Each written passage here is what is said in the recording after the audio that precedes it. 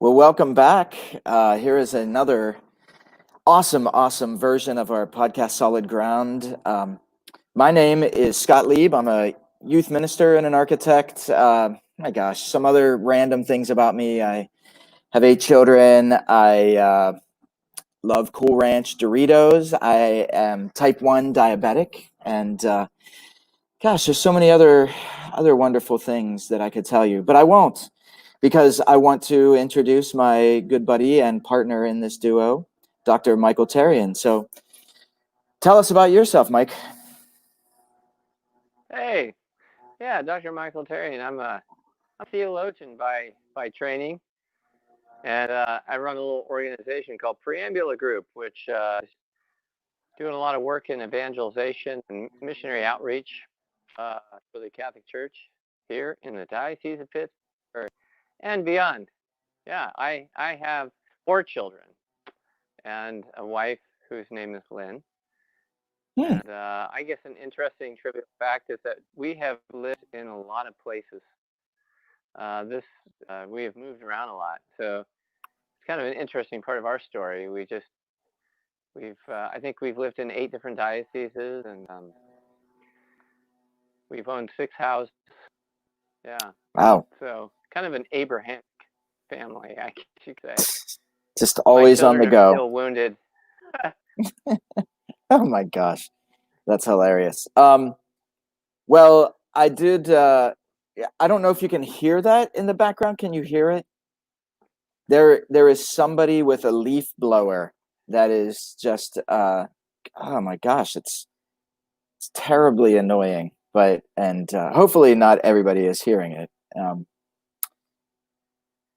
So anyway, Yeah, can you I'm hear getting it? a big delay though. Big I can delay. hear it, but it's very choppy on my end. Hmm. Well, always something to work out technologically. So Oh yeah.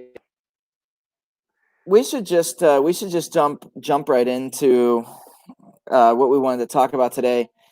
And this most definitely is going to be something I think more in your wheelhouse. And I only say that because uh, you're so gosh darn learned, and I'm I just like to have fun, and I you know enjoy my life, and not to say that you don't, but I don't read as much. I fall asleep when Yeah. I read, and but so you have a lot of vast knowledge, and I know that you and I have been talking about everything going on in the world, from all uh, the COVID stuff to racial tension to and kind of an underlying thread of that is really getting at the heart of an understanding of the history that has kind of influenced where we're at right now, and then also being able to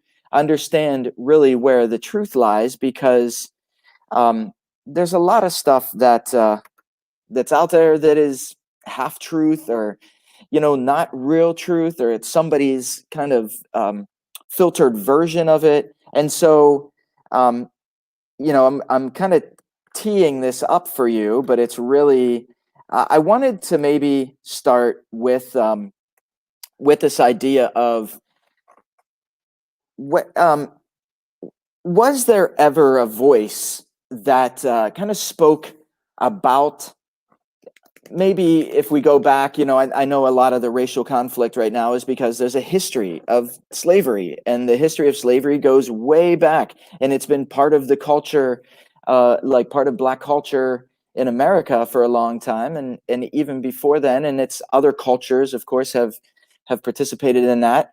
And so, I just wonder, was this always something? Was there ever a voice that was like, this is wrong, there's something going on that we have a problem with? And then maybe provide some clarification on that, and a little bit of history, and then maybe shed the light of truth into that. So that's all I want you to do. It's just a little bit of a little thing. Right. let me ask you before I jump in. Is it smooth on you, or am I choppy and getting broken up? You're definitely like right now you're frozen on this like really nice smile, but yeah, it's a little bit choppy, slightly choppy. But I can hear you. The audio I think is okay. It's just the video is a little Yeah. choppy. I'm just yeah, I'm totally I'm gonna move because this is still not working. I'm just not getting good internet connection here, and I barely hear what you're saying. And I keep Okay. freezing. So, Oh, this is cool. So we get to audience, watch you kind will of I go moving. and move? Ladies and gentlemen, we're about to Yeah. see Do you want to an look up my nostrils? Yeah, please, I would that sounds really really interesting. Yeah, you can. Whoa. There's the ceiling. There's the ceiling of my garage. It is a very cool background. So at some point you really have to work out how to make that work in your garage. Why don't you just go on your back Huh. porch? It's still my. Yeah. How's this? Against the brick. Sure, man. Whatever works. Whatever works. Oh, You I there? like that. Yeah, yeah. I like that rake in the Yeah, it's background. still It's it's still just choppy. I don't. Let me try something else. I'm going to the give us a house. little tour. Give us a tour of your home. You see, look up my. Yeah, We're your house. okay. So The house you we're in designed. Mike's house. Yes, designed by me. Yeah, yeah. You know, it's still. I'm quitting on my phone because it's not working. It's like I feel like I have to join on my computer again. So Oh, I'm not technology. through. Okay. You do I what you got to know. do. We tried this a couple weeks ago and it failed. Well, do this. So Don't hang I'm up gonna on your try to. phone. Go on your computer first and then I'll kick you off of your phone. This is great. This is really testing my knowledge of how to run Yeah, this this stream. Um, yeah, see, that's kind of like our yeah. I relationship know. In this, is that you're the guy who says all the smart things and does all the smart things, and I just kind of run the tech and throw out questions. yeah, yeah. How's this? Is that better? It's there's still a slight I don't know. delay. It might work. Yeah, I think the problem is that it's my phone. It's not gonna work. It's amazing how So it did how do work. I? What should I do? Should I just? So this is okay. Number one, it did work at the beginning. So there's just something weird about. Um, I don't know why your phone got very I think laggy. when we go live, I think when we go on live on Facebook, that's when it gets bad. Gotcha. Okay, so go onto your So if we laptop. were like pre-recording, it would be better. Yeah, go onto your laptop, log on, and we'll just keep talking while you're doing that. But so log on, and then Yeah. I'll get you on there, and we'll boot you off of your phone.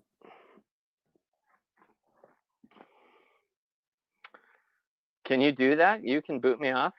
I think so. So tell me what else is going on. Give us some other fun. Here we go. Oh, there we go. Wow, you're much louder in my earphones. Oh, there we go. Too. Okay, I'm gonna kick you off the other one. You can do that? I just did. Look at that. I have so much power in these hands. These fingers can do anything. I could boot you off at any moment. All right, but anyway, Yeah. that was a very very interesting and fulfilling first 10 minutes of our show for our anybody that's out there listening. So did you even hear my intro to this topic? Yeah, kind of. And look, and my phone is still connected, Scott. I'm gonna mute it. Wait. Okay. I think that should be good. Yeah, I should be able to yeah, I'm leaving. I have to leave it. There, I'm left. Okay, yeah, I just kicked you out. Good. Yay! All right. Yeah, okay, sorry about that, everyone. Maybe we can edit that little bit out or just fast forward.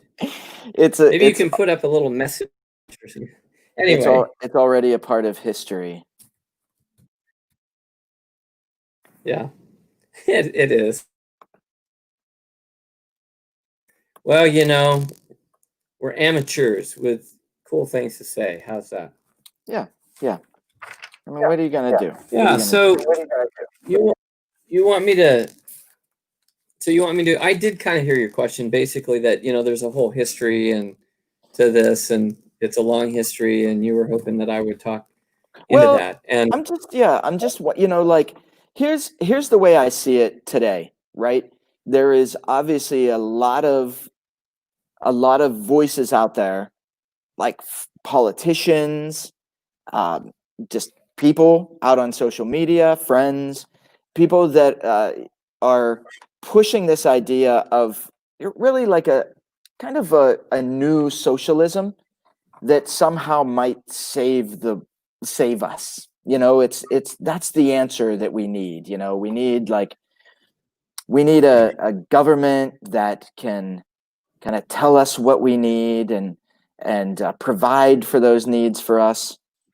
You know, I obviously am the kind of person where I have a lot of hesitation and skepticism of that. And number one, I don't think I've ever seen it really work successfully in history, that kind of a model. So I'm not really sure why we keep rehashing this idea, right? So we kind of it's like, okay, well, if we create this other form of, if we move to this other form of government, somehow that's going to, you know, create this freedom from all of these bad things that are going on. I mean, listen, I just read in this, these are all tangents. This is how my brain works, right? But I just read this thing that there was a school, maybe Kentucky or Tennessee or somewhere like Midwestern-ish South, and a student wrote a tweet that kind of used George Floyd in a very bad comedic kind of way, right? That's what I would say. It was a very bad attempt at comedy, right? Because there's still, I mean, obviously it's fresh. There's a lot of sensitivities. It was just a bad time, and so there's a lot of pressure from and this is a D1 school, and so there's a lot of pressure immediately from the student athletes that they will not participate in that school's sports or play for the school as long as that student is present on campus. And so there was this push for the school to expel the student, you know, for this bad joke. And then the you know, that one of their requirements moving forward for the school was that, you know, obviously there any talk or tweets or social media or anything written that was perceived to be threatening, there were like 3 words, and it was threatening, dangerous, or something like that. But the third word was disrespectful, and that the school has the right to expel somebody for speaking disrespectfully about somebody else. That is frightening to me. Like, that is so incredibly frightening. I don't know where, you know, like where this fits into the conversation, but I guess what I'm saying is like we have a lot of discussion on here. I think, you know, the title of our talk was Race, History, and Truth. So, you know, get into the history of all of this. Like why are we at this point?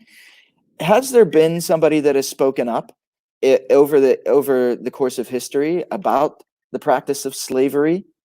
And where do we go from here? Like, where do we go? That's a big thing. Well, I mean, obviously people are really sensitive to it, and I think we're grasping for solutions without historical perspective, which I think is always dangerous and that's where you're going to come in here. Highly problematic. Yeah, because we don't learn the lessons of the past. But I part of the reason I wanted to do this topic is because I was reminded. I gave a talk at Notre Dame a lot of years ago, and I did some research and found these quotes that really blew my socks off when I read them. And I was pretty educated theologian and in the church's Catholic social teaching way back then, and I had never come across these texts. And I want to. It might seem a little boring, but I want to read it because I think everybody out there who's listening needs to really listen to these words.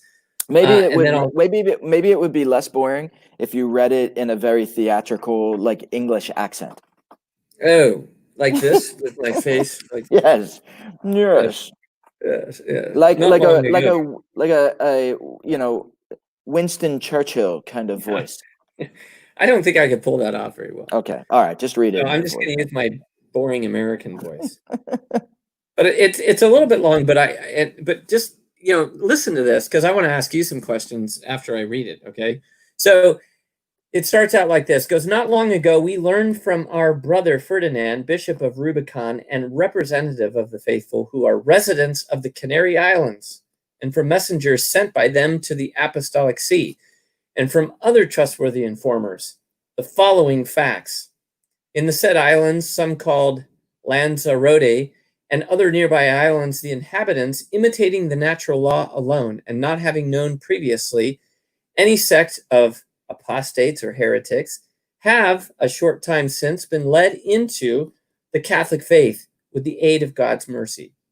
Nevertheless, with the passage of time, it has happened that in some of the said islands, because of a lack of suitable governors and defenders to direct those who live there to a proper observance of the faith in things spiritual and temporal, and to protect valiantly their property and goods, some Christians, we speak of this with sorrow, with fictitious reasoning and seizing an opportunity, have approached said islands by ship, and with armed forces taken captive and even carried off to lands overseas very many persons of both sexes, taking advantage of their simplicity.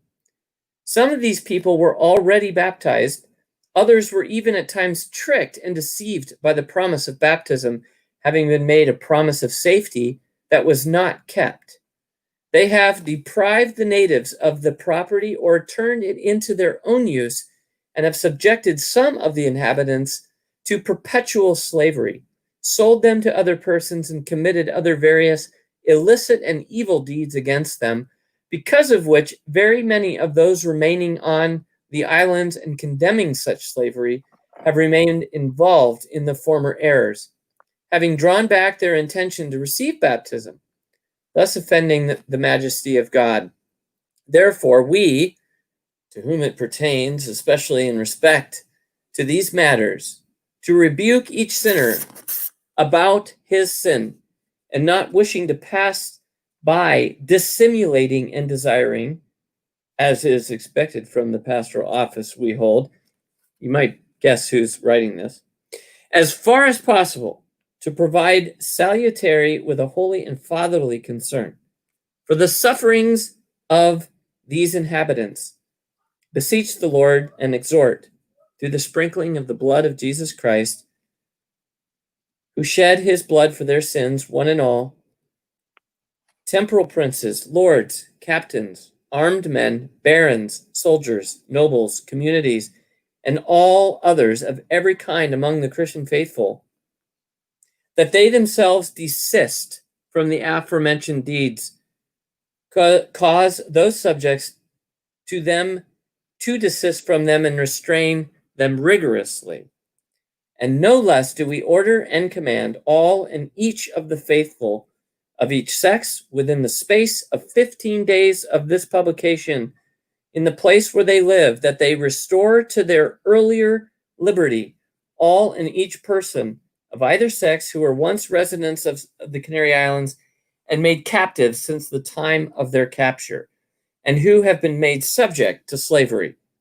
These people are to be totally and perpetually free and are to be let go without exception or reception of money. If this is not done within 15 days, they incur the sentence of excommunication by the act itself, from which they cannot be absolved, except at the point of death, even by the Holy See, unless they have first given freedom to these captive persons and restored their goods. We will that like sentence of excommunication be incurred by one and all who attempt to capture, sell, or subject to slavery residents of the Canary Islands, or those who are freely seeking baptism, from which excommunication cannot be absolved except as was stated above. End quote. Okay. So here's my question. Yeah, go ahead. Do you have any idea when that was written?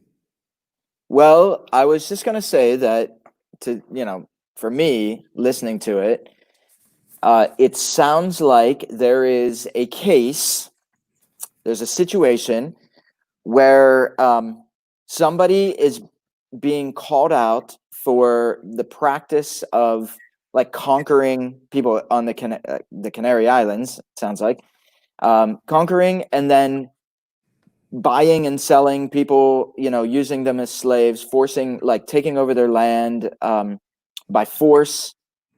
And then the person writing it is saying, absolutely, this is unallowable by God's law, basically saying that, regardless of how simply these people live, they are entitled to what they have and to live peacefully and free. And that, and then it sounds like he's giving them an ultimatum that they have 15 days to basically rectify the situation, or they are excommunicated from the church permanently. Is that a good summary? That is an excellent summary. Okay. Well done. So it sounds like I would guess that maybe 1800s ish. Okay.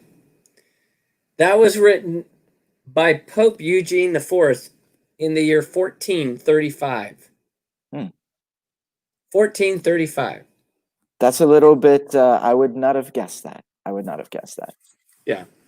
So I guess the thing that I want to say, to provide some of the historical context is that, when we think about when the abolition movement really succeeded, okay, it was in the late 1800s.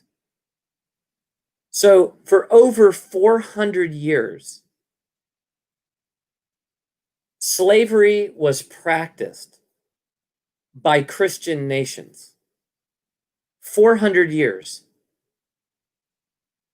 And so what prompted me to go back to these articles is I was on Real Clear Politics reading through different opinion pieces, and I came across an article where there was it was a Black author who was writing about how he did not accept the arguments that some people make that we should kind of excuse people in the past for enslaving others because they were kind of men of their times and, they just didn't know better.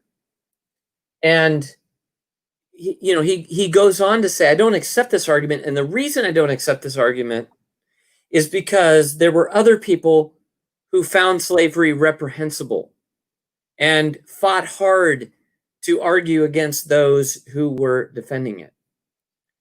Now, Now, it's interesting because several things kind of like popped into my head as I was reading this. First of all, on one level, he's absolutely right. There is absolutely no excuse. And the reason why I wanted to read this quote is because, as Catholics, we believe that the Pope is the vicar of Christ.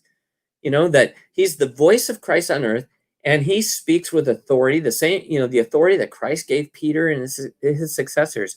And here in 1435, we have a very clear, almost, I don't even know how much time passed, but I get the feeling that he got this message, and he turned right around. He didn't call a council.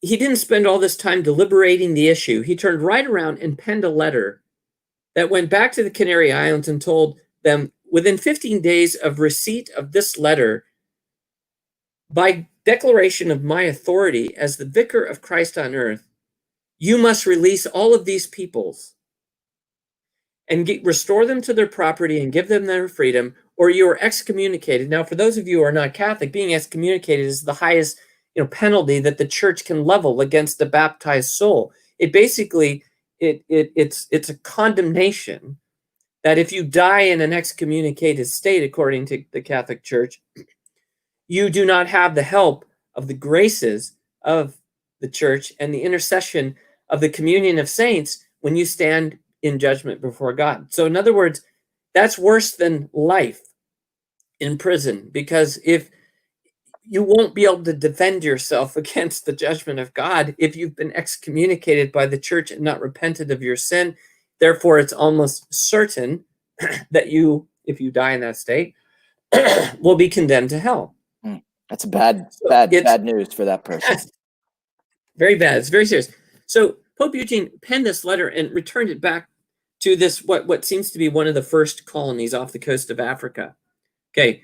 Now, so the first point I want to make is that if you read the letter carefully, it's very clear, and I want to make this point clear, that the issue around enslavement was not based upon the color of people's skin.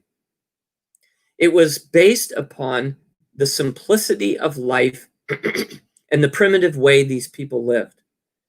And what happened when these peoples were discovered is that a great, huge debate commenced that lasted hundreds of years until abolition succeeded. And the debate was not whether or not whites were in and blacks were out. The issue is whether primitive peoples were human or not. That was the issue. And some would argue that, and then if they were human, were they so primitive that by right, more advanced peoples had the right to have these people as slaves? Because there was an old philosophy from the ancient world that got passed down to us from like Plato and Aristotle that argued that there was such a thing as natural slavery, that some peoples, because of their primitive and underdeveloped nature, were by nature slaves.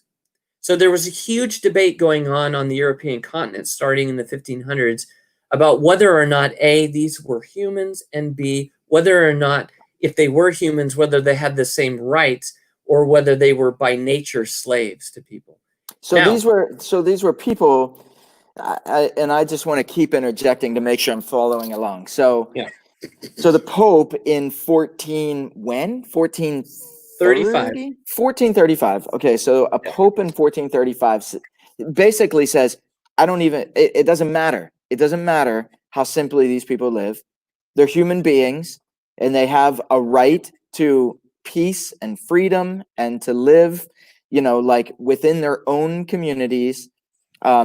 Nobody has a right to forcibly come in, take their property, do away with their culture, to sell them into slavery, to use them as slaves.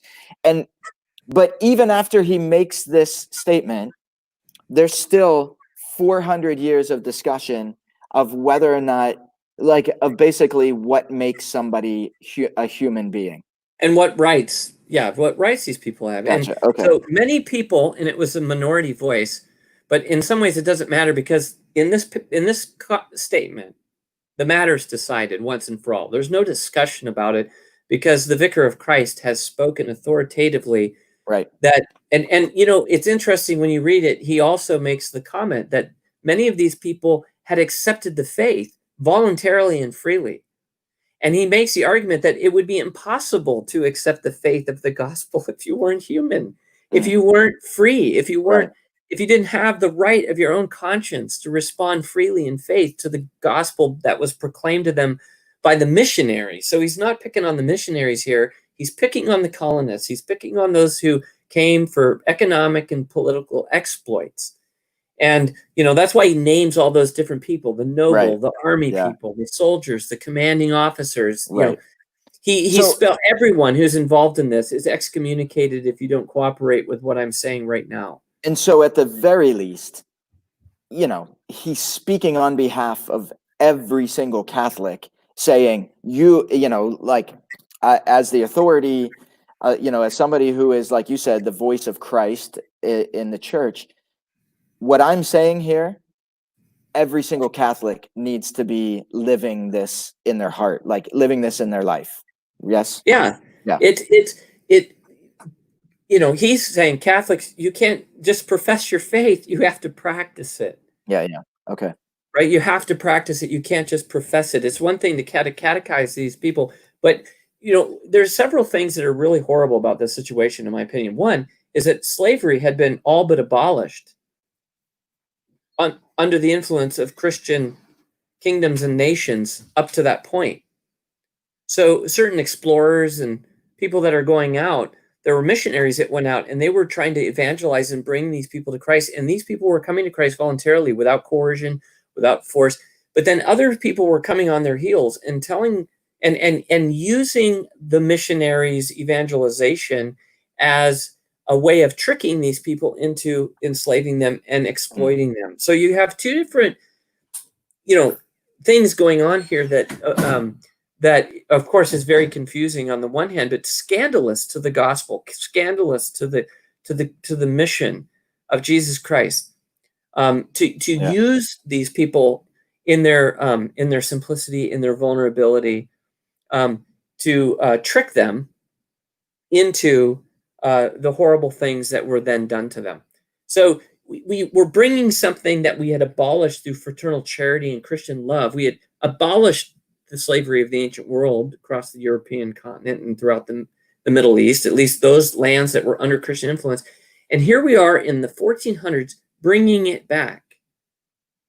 So that's just it's just inexcusable. Yeah. It's inexcusable. And then it took 400 years and to bring about the abolition movement, in England, we know the story, and then eventually in the shortly thereafter in the United States.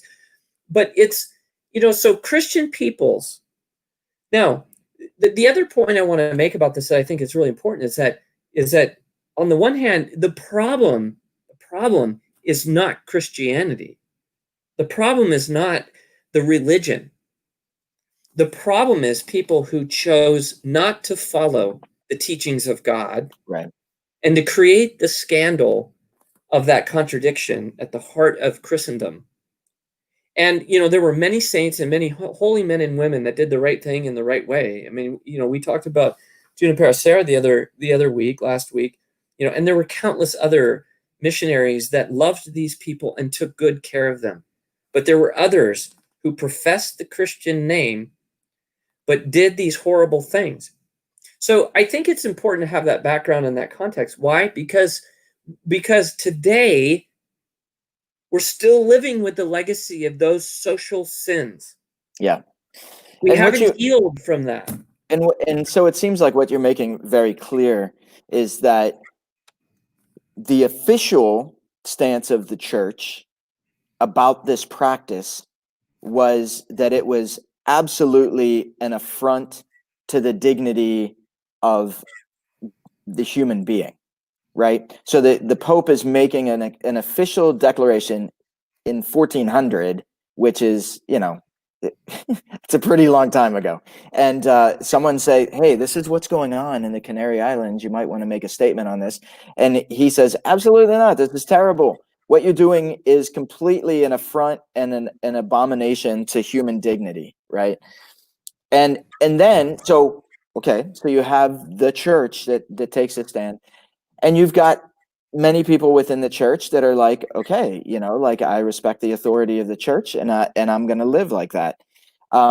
Unfortunately, you have some within the church that basically went rogue under the guise of of missionary or the Catholic Church, to kind of deceive people. So I think that is an important point to make, that church makes an official stand. This is bad.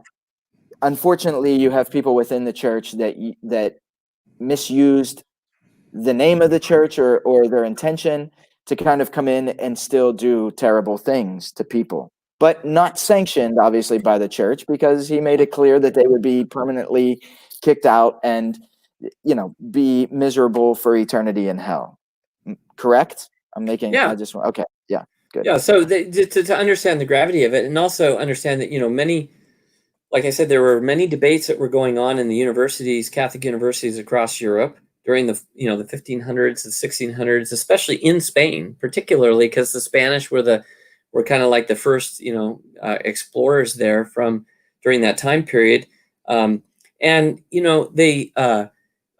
there were lots of wonderful writings and debates going on that were defending the rights of the indigenous peoples, that they're fully human.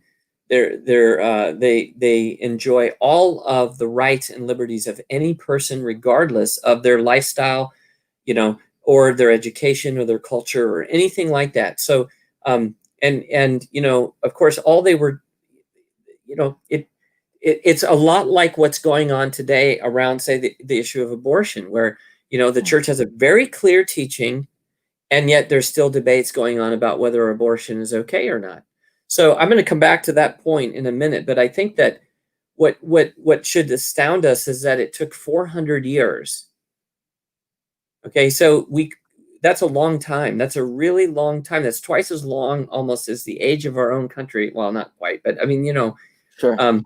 And then you think about the United States. This is the other point I want to make, is that, as I mentioned before, Bishop Barron talks about the original sin of the United States, that we created a brand new founding of a nation state on the basis of principles that were rooted in this debate about the dignity of the human person and the rights of the person in freedom, in conscience, and speech, etc., owning property and so forth.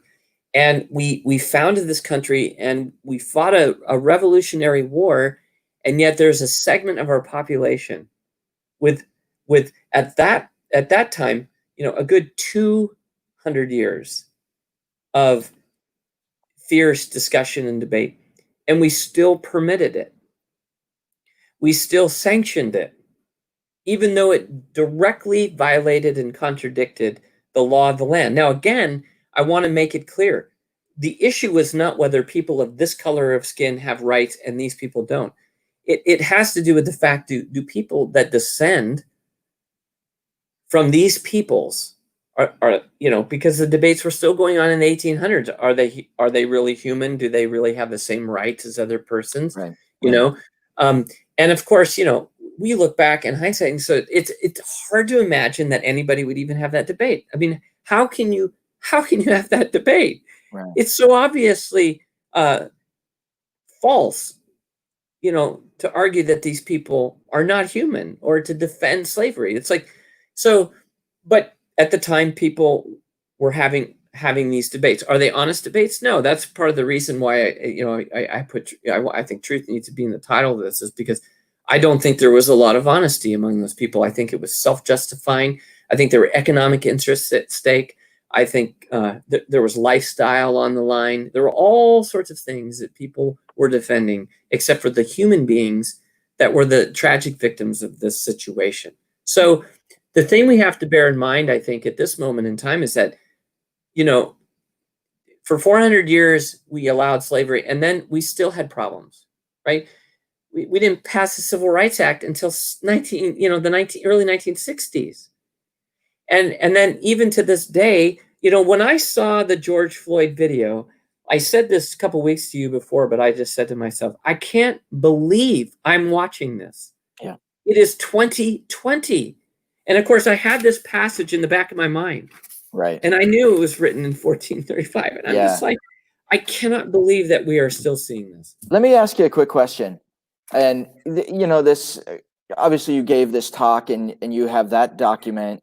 And I mean, I had no idea that existed. And that's very powerful. It's very powerful to me that that there is, like there is a voice. There's something that's kind of pointing us to, to this idea that human beings, doesn't matter what their state, how old they are, how new they are, how that there's a dignity about humanity that needs to be accepted and practiced and respected. And it's pretty awesome to me that there was a statement like that. Now, do you know if the church has other statements that have been sort of reiterated? That point has been reiterated like time after time after time. Yep. I mean, century after century, the teachings were restated and reinforced, and the ban of excommunication remained in effect. So anybody who owned a slave, and I hate to say this, but there were bishops who owned slaves. There were certainly prominent Catholic aristocrats and Protestants. It's not just Catholic. It was, the Protestants were just as involved in this, if not in some cases more so, to be honest with you, like the Dutch colonies and the English colonies. They were horrible. I mean, the slave markets, the way they were treated, it's just so you just can't deny this history. And yet this voice of God's word was being stated again and again and again. And people did not heed that voice. And so like you go, yeah. So it's kind of like a do as I say, but not as I do kind of thing in some cases. Well, right. I mean, absolutely. But, you can also, there are also those valiant and heroic people, right, some of whom were even martyred in defense of the dignity of indigenous peoples. I mean, thousands. So, of holy men and women who defended their rights and stood up against the principalities and powers of those times. So let me ask you this question. And this kind of goes into the idea that I think a lot of people today maybe don't have they feel that the church does not have, or any statement that the Catholic Church may come out with doesn't have a lot of credibility, because what they see is what they're claiming to be hypocrisy. They see these ideals that are put out there. So let's, for instance, say, the protection of young people, and yet what they're witnessing is something entirely different. And is it difficult for the church to have credibility with people? Should people listen to what the church is saying if it's not being practiced? So I guess the big question is, does the lack of practice by some people, especially people that are in leadership position, make the statement less valid? No, absolutely not. And I mean, I think I'm glad you asked this, because I think that as we look at now, Jesus taught very clearly about the problem with scandal, and I want to point out there's two verses in particular that I think are really important for this. One is in I think it's Matthew 18, chapter 18, he says, woe to those who lead my little ones astray. Okay, little one can refer to many different people, children. It could refer to these indigenous peoples who live this simple life. But woe to those who lead my little ones astray, for it would be better if a millstone were put around their neck and they were thrown into the ocean than for them to, basically corrupt one of these, So give us a modern day equivalent of, millstone. And not many people would be familiar with. What would be a modern day equivalent of that kind of punishment? A millstone, they're 5 or 6 feet in diameter. You're talking about a 1 or 2 ton stone. So it's extreme. So it's tied around somebody's neck, and let's say they're standing on a cliff and they throw this thing in. Probably somebody's head is going to be pulled right off of their shoulders before they even make it down to the ocean. Yes. Probably, yeah. So it's a very violent image. So Jesus is making a strong point.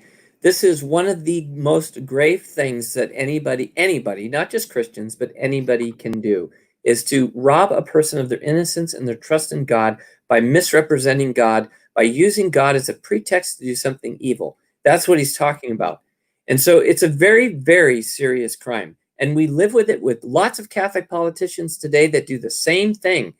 They use, their faith as a platform to lead people away from the saving truth of Jesus Christ that's taught by the church. And so, this is something we have to be aware of. The other passage is from 1 John, the first chapter, where he says, how can we say we don't have sin?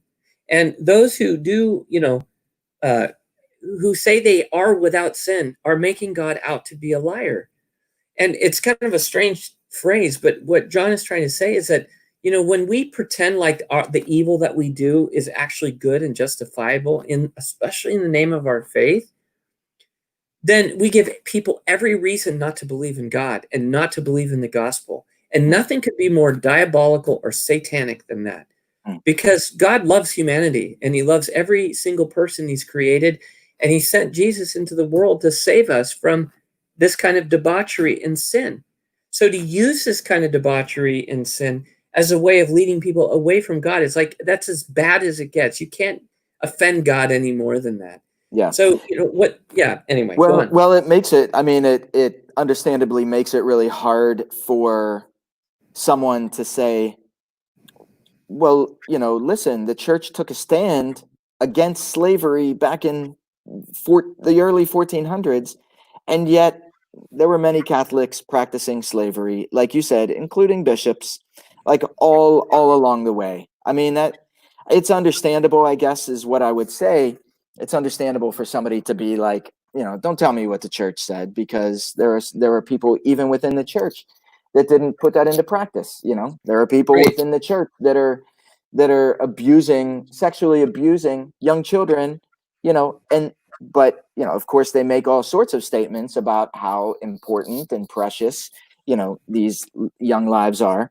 So I'm just saying it would be really, really, it's almost like, I don't know. It's hard, but one thing I'd say that it's like, welcome to the human race, everyone. Sure.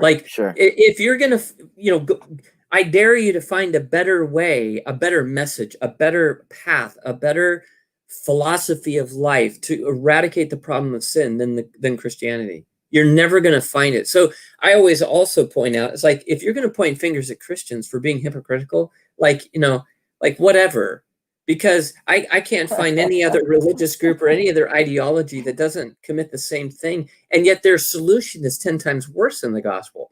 So this is, this leads me into another point that I want to make is just about, we kind of stand at the precipice right now with everything that's, kind of all the tumult and all the, the social unrest right now. And the choice that we have before us is to stand up and try to conform our lives to the standard of the gospel that Jesus taught us. And to say, we're not going to tolerate offenses against human dignity. The Christian people around the world are going to stand together, and we're going to hold ourselves accountable to that standard. And we're going to be that light to the world. We're going to be that leaven for society, because we can't tolerate these kinds of social inequalities and injustices. But at the same time, we also have to recognize that, when it comes to personal sin, Jesus also tells us that we have to be incredibly merciful. So the mercy we show towards individual sinners is what's going to solve the problem of social sin, because you can't solve social sin without individual personal conversion of heart.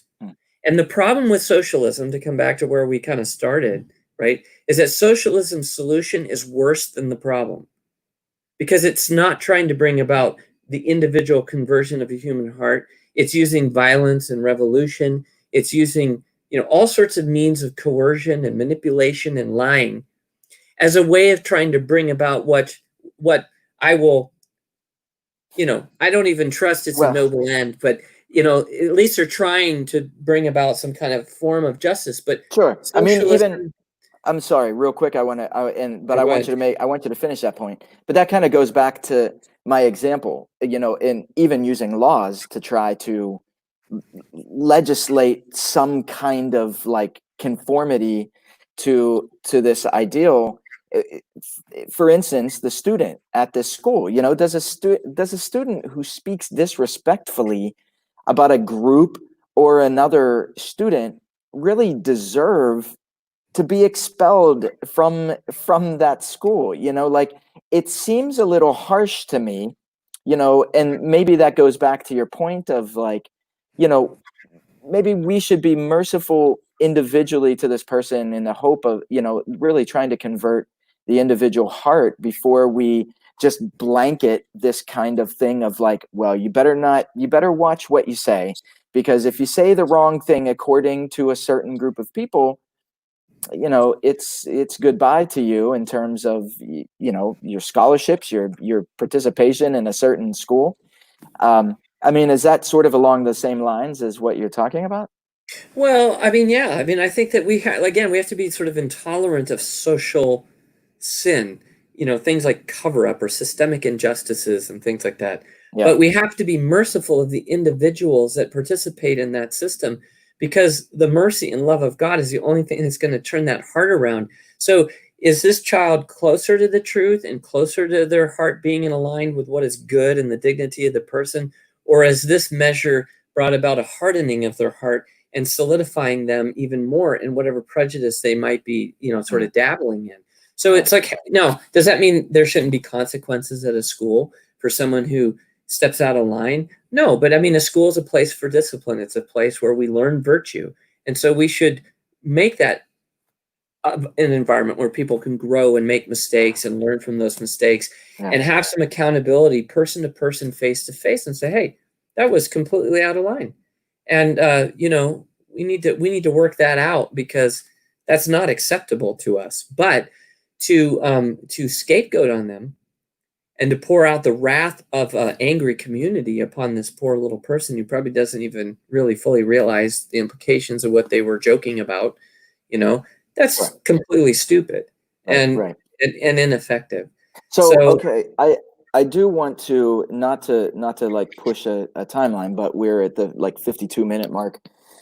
And you wanted to come back to, you said earlier you wanted to come back to this whole idea of, like, we have these Catholic people that are Catholic in positions of authority, whether they were bishops, that had slaves, bishops that were was kind of hiding or covering up, if not directly participating in abuse of children.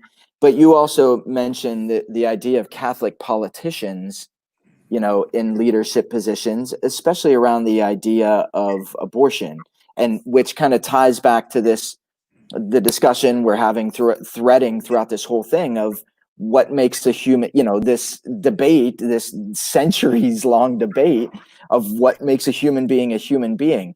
And I think the Catholic Church has spoken very clearly about what determines a human being. So, finish your kind of thoughts on that whole idea. yeah, so again, we have a situation. I imagine, as people have been listening to this, those on the left are probably going to be cheering on what I was saying about racism, right? But as soon as you talk about abortion, they're going to shut down. Why? Because we're divided politically on this issue. We're having the same kind of debate. And I'll point out that when it comes to abortion, people on the right don't understand that for most people, the issue is not whether or not an innocent human person should be allowed to be terminated by their mother in the doctors that are involved in the abortion industry. That's not the issue. The issue is whether or not the unborn child is a human being with rights or not. And some Right. people say, just like with the issue of slavery, they say the unborn are not human persons. It might be a human life, but they don't have the same rights as a human person. Okay. Now, for a person who's a non-believer, who's not under the purview of the gospel and the word of God and the authority and the magisterium of the Catholic Church, or a Protestant who knows scripture well, right? You can excuse a person perhaps for being ignorant in these times about the nature of abortion. But the church has spoken with absolute clarity about this issue. And the thing I want to say is, and this is a hard statement, but I'm going to say it. For Catholic politicians or I any like those. Catholic, Yeah. yeah, for any Catholic who wants to defend the woman's right to an abortion, you are just as blind as those slave owners who were defending their slave industry, period. You are no different. You have an authoritative voice of God speaking into the world the truth that every human life has sacredness and dignity from the moment of conception to the end of natural death and everything in between that.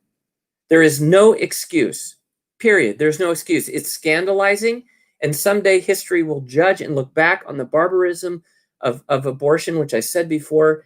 And it's like, if anybody can take away anything from this lesson, it's like you can't get out from underneath the sort of like judgment of God's word because you're either a Democrat or a Republican. Like the bottom line is every single Christian worth their salt has to embrace the totality of the gospel message about human dignity and, I will add, human sexuality. That it's, you know, there's all these issues around contraception and abortion and in vitro fertilization and all these things, and everyone wants to say, well, I don't know if I go with the church on that. Well, you're no different than the slave owners who said, I don't know if the church really knows what she's talking about when it comes to whether these, I mean, look at how they live. They walk around naked and, they live in little huts, don't tell me that they're human. Like, that's so repulsive. But when you are attuned and you listen to people talk about sex today, or you listen to people, if you have a Christian ear, you're like, this is offensive to God and his way of seeing and how he designed us. And so as Christians, we have such an obligation to listen to the voice of our church and to bring our hearts into conformity with the truth that has been taught to us with such lucidity, clearness, light, and embrace it and not just profess it, but live it. We have to live it. Right. So, and I think it's interesting to, this is just my little, 2 cents in this, but you're saying that eventually, history will kind of prove that everybody who has supported the killing of unborn children will be sort of it eventually, it just seems inevitably it's going to be a foregone conclusion that, these were really like human beings that were worthy of protection and worthy of respecting the dignity of them, even if they couldn't, do it themselves, or they weren't necessarily kind of in the state of human beingness that we arbitrarily put on them. And I it seems to me that science is continually proving this, that the more we're able to go into the womb and understand the nature of the development of that human being, when they're experiencing pain, when they're having brainwave thought, when they're, it just seems to me that it's proving more and more that just the idea that when they're conceived and all of that genetic information that determines, what they're going to look like, what their hair color is going to be, all this stuff, at what point are people going to be like, okay, all right, it's a human being and we should probably respect that, over everything else, Right. Because the age old truth, and this goes back to the problem with slavery too, is that a human person is made in the image and likeness of God, and they have dignity and rights that because God loved them first into existence, and we don't have the right to mess around with God's creation in that way. Right. If you don't respect the sanctity of human life, there is no other right that matters. Right.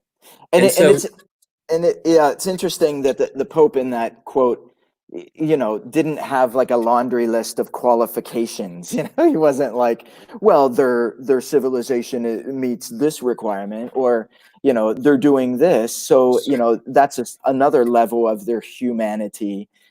It was basically like, no, they're human beings because that's like everything about them, their DNA, they're like their creation in the image and likeness of God. Like, it's all, they have a soul, and these are all things that the church clearly teaches about even unborn babies, like, and people who are in a coma, in a vegetative state at the end of, yeah. Well, I don't know. I guess maybe we have to wait another 400 years for people to kind of come along and figure that out. Well, I mean, again, we look at the chaos and we say, the gospel was promulgated to every nation on earth. It's interesting. in Gospel of Matthew, Jesus says, he will look at all the nations, and he will judge them by how we treated the least among us, the littlest ones, the most vulnerable and the weakness among. And that's the truth. When he returns, he will judge all nations by how well they treated the weakest and most marginalized and the poorest and the littlest ones in our midst. So as Christians, because we enjoy the benefits of the sacraments and the life of grace, we have a special obligation to be that light, that salt, and that leaven for society. And we have to be one. We might fall short, all of us sin, but we have to be one in our voice in the profession, and we all have to strive to practice our faith as holy men and women. And when we sin, we repent, and we do penance, and we get back on track, and we keep going. But when we justify social sin, and we institutionalize those things, whether it's slavery, whether it's abortion, whether it's a clergy abuse scandal, etc., the abuse of children, that we can't not tolerate it. We just cannot tolerate it. Right. We understand individuals fail, but you can't have the kind of structural and systematic injustice like that. We have to say no, and we have to stand against it together, and to say every human being deserves our love. Yeah. And okay, so we're at the hour mark. Please excuse the first 10 minutes for anybody who is watching this. But there's so many good points, man. And again, it's just that there's a deeper nature to so much of what is being discussed superficially out in the world. And anyway, I mean, I certainly am always fulfilled by our conversation, but I hope other people that have been watching have been so also. So, yeah, well, thanks. And thanks for letting me really unload, because I've been I really just have some things I want to say. And you got a lot of good stuff to say about it. I hope I haven't offended anybody, but it's just, it's so complicated, but we need conversion of heart. Yeah. That's what we need. Well, and of course, we always welcome any comments and any further discussion on this. So, all right, man. Well, thank you. All right. I always like to go back and have like a beer or a scotch and to, just kind of think back on what we talked about. So, okay. That's good. Anyway, all right. Well, thanks. All right. Hey, I will see you next week. Have a great weekend. Okay, man. Take care. All right. Yep. You too.